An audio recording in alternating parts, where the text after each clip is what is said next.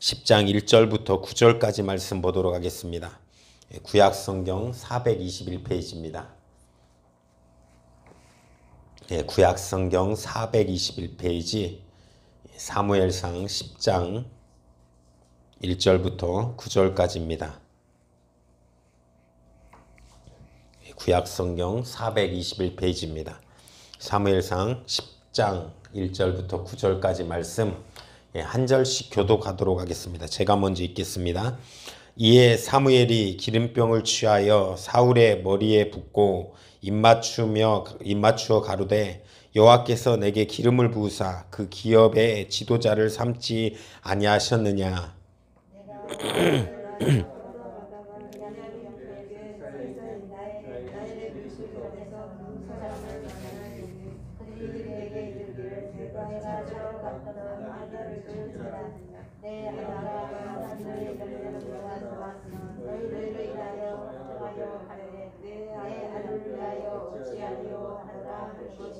내가 거기서 더 나아가서 다볼 상수리 나무에 이르면 거기서 하나님께 배우려고 베델로 올라가는 세 사람이 너와 만나리니 하나는 염소 새끼 셋을 이끌었고 하나는 떡 세 덩이를 가졌고 하나는 포도주 한 가죽 부대를 가진 자라.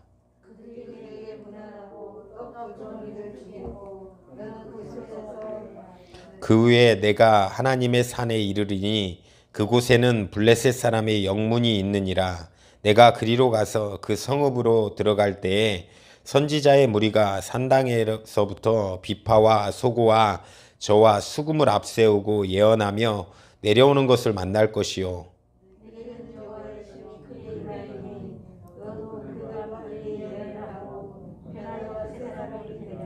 이 징조가 내게 임하거는 너는 기회를 따라 행하라. 하나님이 너와 함께 하시느니라.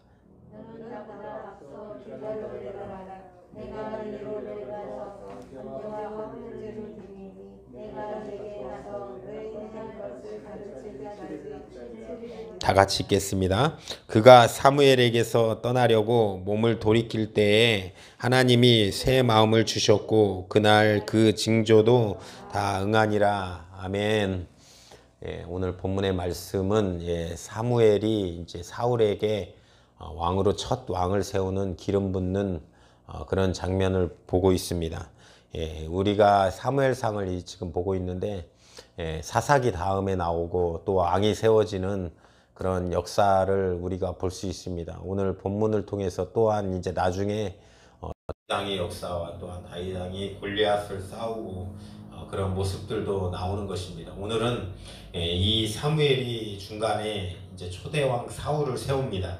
10장 1절에 보니까 기름을 붓는데 히브리 말로 이 기름을 붓다라는 뜻이 메시아입니다. 메시아이고 헬라어로는 그리스도, 그래서 기름 부은 자라는 의미를 담고 있습니다. 예수님이 마태복음 1장에서도 예수 그리스도라는 의미를 담고 있는 것은 기름 부은 자라는 것입니다. 기름은 새 구약에서 제사장 그리고 왕 그리고 선지자에게 기름을 부었습니다. 그 기름을 부은 의미가 이 두 가지로 나타나는데 첫 번째는 내 거를 배우라는 것입니다. 기름을 붓는 것은 보통 스승이나 제자의 관계에서 주종의 개념에서 설명이 됩니다. 그래서 기름을 붓는 것은 기름 붓는 자는 기름 부음을 받은 자예요. 그러니까 사울은 사무엘에게 배워서 이 나라를 통치할 방법과 그런 모든 것을 익히라는 것입니다.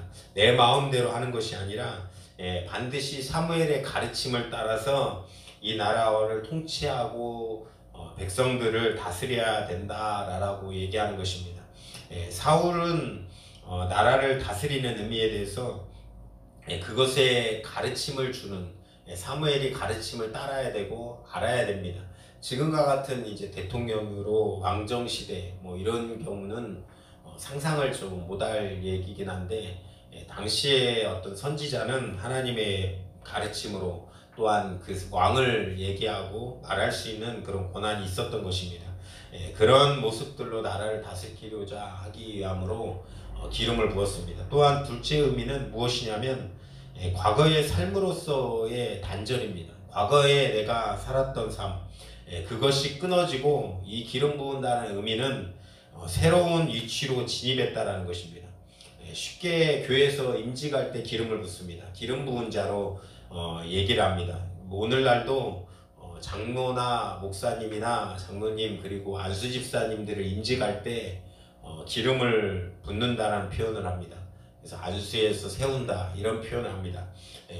기도할 때도 어떤 대표 기도할 때도 기름 부은 종을 축복하시사 말씀을 전할 수 있도록 그렇게 단어도 얘기하는 것이 무엇이냐면 옛 삶을 끊어버리고 이제는 교회의 일원으로서 새로운 삶을 살아간다라는 위치에 대한 부분을 얘기하는 것입니다. 그러니까 이 기름 붓는다라는 의미는 과거의 내 것을 끊고 이제는 새로운 삶으로 새로운 방향으로 새로운 의미로 살아간다는 것입니다.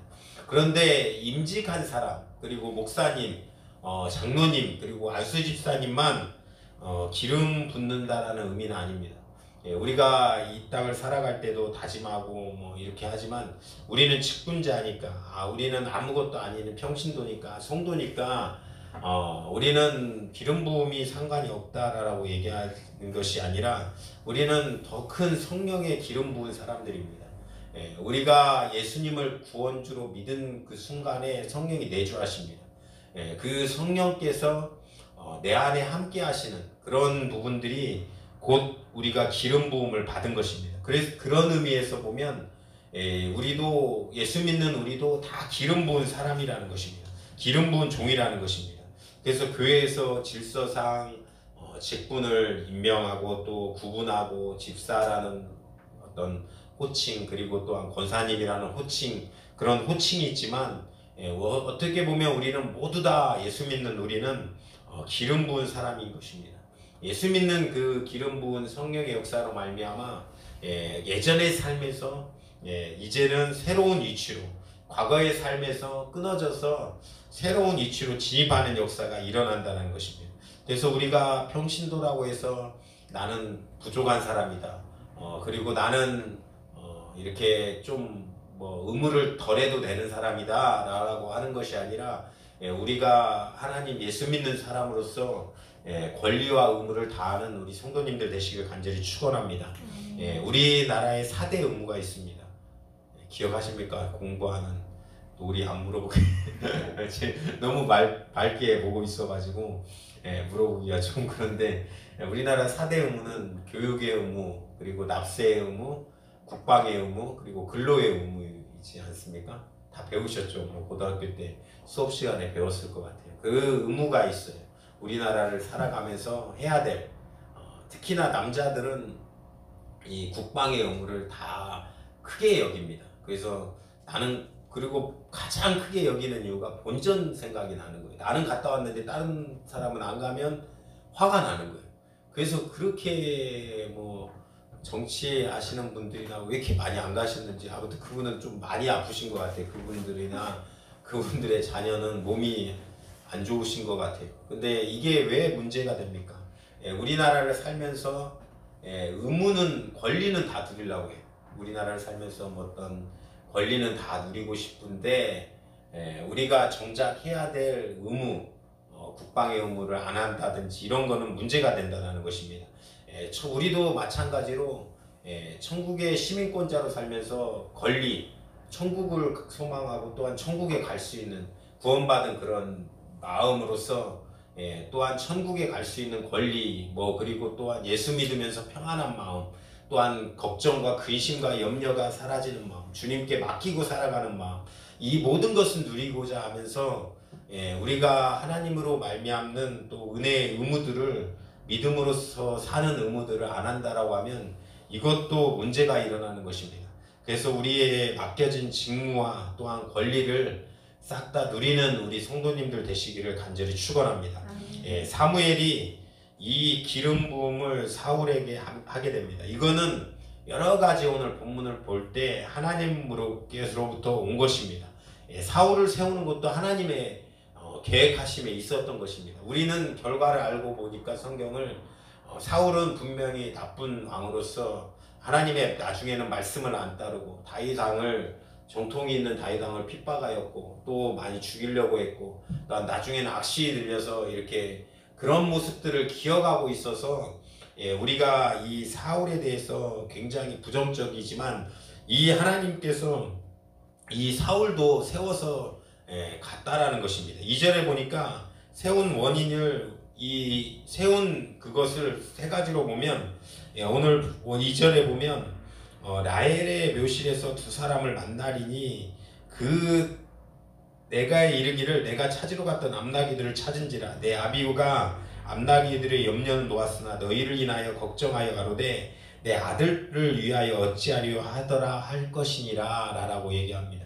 그러니까 무슨 말이냐면 사무엘이 네가 사울이 이제 돌아가 우선은 돌아가 세우기 기름을 붓고 나서 나중에 이제 공식적으로 세울 때까지 집에 가 있는데 가다 보면 두 사람을 만날 건데 그 두 사람이 이미 나귀를 찾았고 그 아버지는 나귀를 걱정하는 것이 아니라 이제는 너 사울이 돌아오기를 걱정하고 있다라고 얘기하는 거예요. 그러면서 나오는 표현 중에 하나가 무엇이냐면 라헬의 묘실이라는 표현이 나옵니다. 라헬은 무엇입니까? 라헬은 야곱의 이 둘째 부인이었잖아요. 둘째 첫째가 누굽니까? 레아였죠. 야곱은 태어나면서 굉장히 어떤 비겁하고 비열하고 속이는 자 그리고 이런 뜻을 갖고 있었습니다. 그러다 보니까 형도 속여가지고 장자의 축복을 받고 뭐 이런 부분들이 일어나다 보니까 삼촌 라반의 집까지 가요. 라반의 집까지 가서 이 라반한테 이제 속는 거예요. 그동안은 속이고 살았는데 삼촌한테 지독이 속습니다. 보니까 가장 힘들게 속은 게 이 결혼이 속된 말로 그 떨이한 거예요. 언니가 레아가 이 안력이 약하다라는 표현이 있습니다. 어떤 부분이냐면 이제 라헬을 사모하니까 7년 일하면 라헬을 주겠다.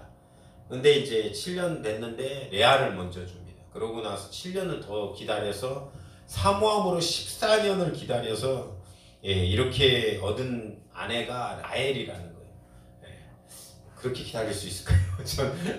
저는 모르겠습니다. 이 14년간 남자들 여기서 안 물어보겠습니다. 14년간 기다려서도 없겠다. 그런데 이 라헬이 태어나게 한 게 베냐민입니다. 요셉을 태어나게 하고 베냐민을 태어나게 했는데 이 베냐민을 태어나다가 죽었습니다. 그러니까 라헬의 묘실은 어떤 의미를 담고 있냐면 뭐 사울의 통치가 이제 뭐 여기서 시작한다, 하나님의 은혜로 출발한다라도 있지만 또 하나님의 관계 가운데 이런 부분들, 이런 그의 통치가 결국은 실패로 끝날 거다라는 의미도 담고 있는 것입니다. 그런데 사울은 왕국은 키워갑니다. 사울이 했던 일들 중에 굉장히 잘한 일들도 많아요. 전쟁도 많이 이겼습니다. 생각보다 진 전쟁보다 이긴 전쟁이 많아요. 그런데 무엇을 실패하고 사냐면 하나님과의 개인적인 관계에서 계속 실패합니다. 사역은 이기고 사역은 승리하고 사역은 성공하는데 하나님과의 나라는 키우고 통치는 그런 대로 했는데 하나님과의 관계는 점점 멀어지는 거예요. 다윗은 어떻습니까? 다윗 왕을 볼 때는 사울과 경우는 반대입니다. 고난과 시련 가운데 살지만 더욱 하나님과의 밀착되는 부분들이 있는 거예요. 시편을 보면 나중에도 시편을 한번 정말 잘 새벽이나 이렇게 말씀 가운데 나누고 싶은데 시편에 보면 그 다윗의 시를 보면 하나님과의 고백, 하나님과의 사랑의 고백, 하나님과의 뜻과의 고백들이 계속 이루어지는 것입니다. 우리의 경우도 다른 어떤 경우보다 하나님의 밀착, 하나님과 밀착하는 것이 중요합니다. 고난과 시련이 우리의 삶을 지배할지라도 더욱 하나님과 밀착하는 성도님들 되시길 간절히 축원합니다. 그 사실을 기억하면서 우리의 신앙을 점검해보고 살아가야 된다는 것입니다. 우리의 신앙은 하나님과의 관계 가운데 있습니다. 그래서 하나님이 나의 산성이시고 나의 모든 것이 되십니다 라고 고백하는 우리 성도님들 되시기를 간절히 축원합니다.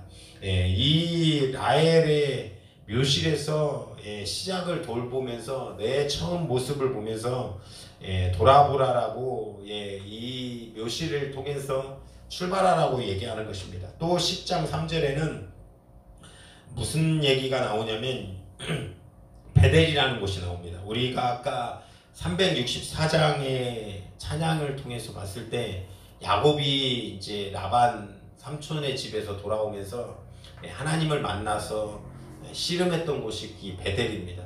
원래는 길갈이라는 땅이었습니다. 그런데 그곳에서 그 베델이라는 루스라는 땅이었습니다. 루스라는 땅에서 베데스다라는 베트라는 집의 이름을 가지게 된 것입니다. 하나님의 집. 그 야곱이 만났던 장소. 그곳에서 누구를 만나냐면 예배자들을 만납니다. 그 예배자들을 보니까 3절에 누구를 만나냐면 베델로 올라가는 세 사람이 너와 만나리니 하나는 염소 새끼 셋을 이끌었고 하나는 떡 세 덩이를 가졌고 하나는 포도주 한 가죽 부대를 가진 자라. 그들이 내게 무난하고 떡 두 덩이를 주겠으며 라고 얘기합니다. 제가 아까 이제 꼭 이렇게 오기 전에 주석이나 만화 성경을 꼭 너무 잘 나와가지고 내용이 꼭 읽고 들어오는데 본문을 그러니까 떡만 주니까 우리 포도주도 주십시오 사원이 한마디 던지더라고요. 근데 그 말은 없습니다. 근데 이 말씀은 무슨 말이냐면 당시에 그들의 그 떡은 진설병은 제사장과 왕만 먹는 것입니다. 그러니까 하나님께서 떡을 줬다라는 것은 이가 왕이 될 거라는 것을 하나님께서 계획하고 세우셨다라는 것입니다. 다윗이 사울을 피해서 도망가는 길에 높당이 있습니다. 제사장 아히멜렉이 거기서 떡을 다윗에게 주는 장면이 나와요. 아직도 사울이 왕인데 다윗에게 떡을 줍니다. 그 의미는 무엇이냐면 자리만 사울이 왕이고 이미 하나님의 계획 가운데는 다윗이 이미 왕이라고 이렇게 선포되는 것입니다. 이만큼 사울왕의 말로는 비참했습니다. 우리 자리가 아닌데 앉아있는 것, 우리 자리가 자기 자리가 앉아있는 모습은 진짜 비참합니다. 그런 모습들은 말로가 비참할 수밖에 없는 것입니다. 이미 사울이 겉으로는 왕이지만 이미 하나님께서는 그 떡을 건냄으로 말미암아 다윗 왕에게 이미 왕권이 넘어갔다라고 표현하는 것입니다. 또 하나님이 세운 증표는 10장 5절에 보니까 선지자를 만납니다. 선지자들과 함께 사울이 예언을 하기 시작합니다. 예언을 하면서 너도 이제 새 사람이 되리라. 이 다 똑같은 의미로 이제 새로운 사람으로 살으라는 거예요. 우리는 새 사람이 되라. 그러면 좋은 사람, 착한 사람, 윤리 도덕적인 사람을 얘기하는 것이 아닙니다. 기름 부음과 아까 설명했던 같은 의미를 얘기하는 거예요. 근본적으로 뒤바뀌는 역사. 예수님을 만나서 근본적으로 바뀌는 역사를 만나라는 것입니다. 예전에 저는 몇 번 얘기했지만 착하게 컸어요. 그러다 18살에 선배님들이 기독교 학교에 있으니까 선배 목사님 아들이었던 그 선배님이 니네는 왜 예수를 믿냐. 그때 그 12명의 그 후배들이 같은 제 동기들이 다 그냥 착해지려고요. 또 훌륭하게 살라고요. 또 예수 믿으면 뭐 좋으니까요. 뭐 다 이런 대답이었어요.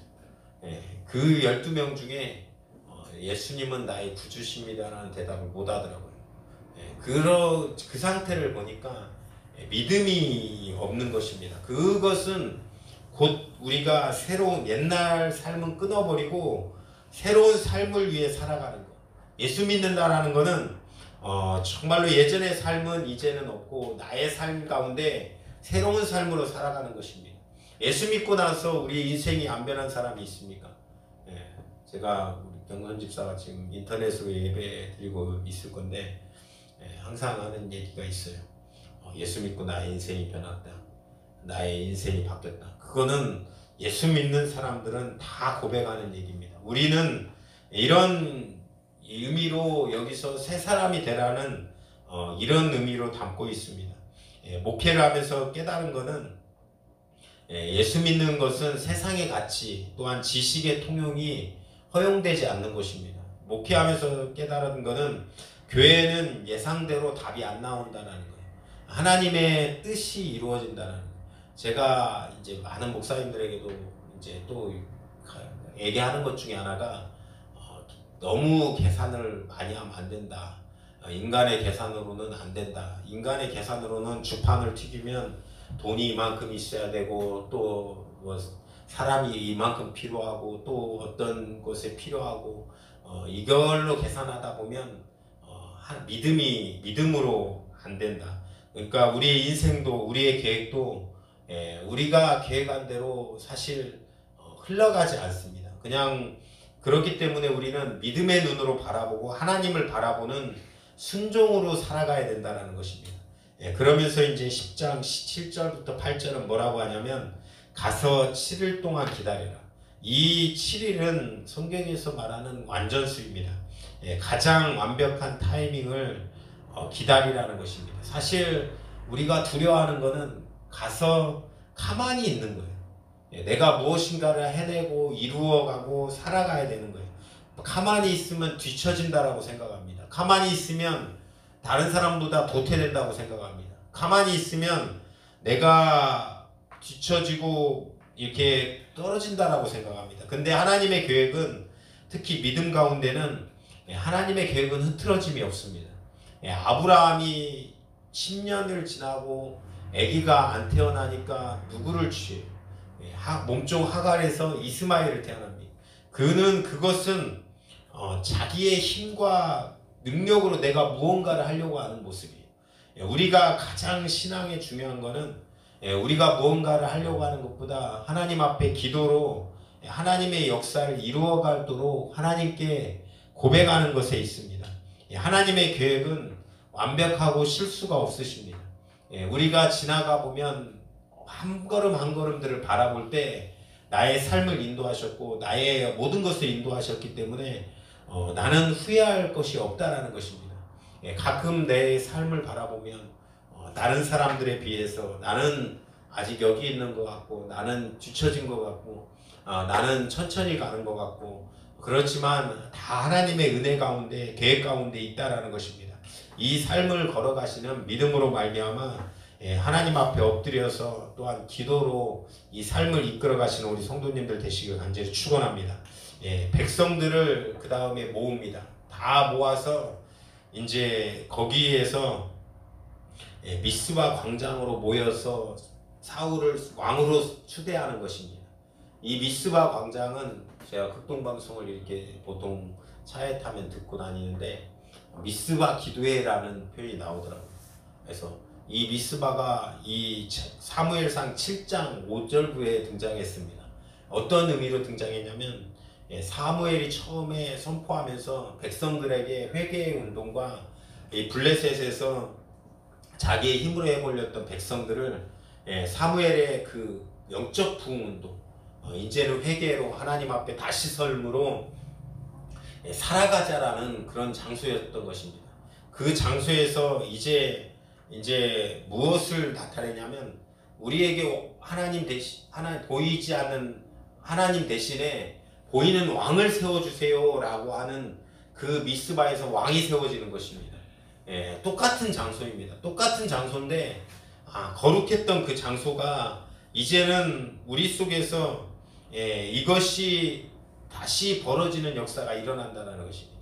이 미국에서 유럽에서도 교회였던 곳, 그곳이 이제 뭐 술집으로 바뀌고 어떤 이슬람에 팔리고 이런 일들이 일어나는 것입니다. 사실 가장 이런 일들은 빈번하게 일어날 수밖에 없습니다. 이 미스바라는 거룩한 곳이 교회라는 공동체 거룩한 곳이 사람이 힘을 갖고 또한 세력화되면 썩고 망할 수밖에 없는 공간으로 바뀌어지는 것입니다. 가장 중요한 것은 교회는 딱 하나, 사람이 드러나는 것이 아니라 하나님의 말씀이 드러나는 곳이 좋은 교회입니다. 사람이 드러나는 것보다 하나님의 말씀과 하나님의 뜻이 드러나는 것, 하나님의 역사가 드러나는 것, 그것이 가장 좋은 교회라는 것입니다.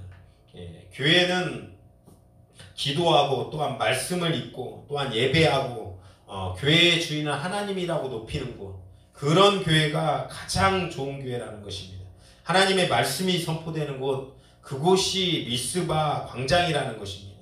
제가 꿈꾸는 교회는 그냥 모르겠습니다. 나중에 하나님이 많은 사람들을 보내주시면 또 감당하라고 하면 하겠지만, 이 정말로 하나님을 찬양하며 기도하며 하나님의 역사를 바라는 것, 하나님의 뜻들을 바라는 것, 교회가 새로운 꿈을 꾸고 또한 기도하고 말씀대로 순종하고 말씀의 선포가 있는 곳, 그런 정말로 은혜가 넘치는 곳이 교회라는 것입니다. 오늘 본문을 통해서 우리 성도님들은 그런 교회로 또한 성도님들로 충만하게 살아가는 우리 성도님들 되시길 간절히 축원합니다. 이 사실을 바라보면서 우리 가장 거룩한 곳, 그런 교회가 계속해서 유지될 수 있도록 기도하며 또한 성도님들의 그런 권한과 의무를 다하고 또한 이곳에서 또한 하나님의 말씀 또한 예배하며 하나님께 기도함으로 하나님의 역사가 계속해서 부흥되고 이루어지는 그런 교회가 되는 우리 교회가 되기를 간절히 축원드립니다. 오늘 이 시간도 합심으로 기도하실 때 하나님 오늘도 불러주셔서 예배하게 하신 주님 감사합니다. 이어서 계속해서 기도하실 때 하나님 우리가 정말로 이제는 하나님의 뜻을 이루고 믿음의 역사를 이루는 우리의 모습들이 될 수 있도록 도와주시옵소서. 내 생각, 내 고집, 하나님 아버지 내 계획, 하나님 아버지 내 뜻을 바라보는 것이 아니라 하나님의 뜻을 바라보며 하나님의 능력으로 기도하며 살아가는 우리의 모습들이 다 될 수 있도록 하나님 주여 축복하여 주시옵소서. 그런 교회로 성장되고 하나님 아버지 살아가게 해달라고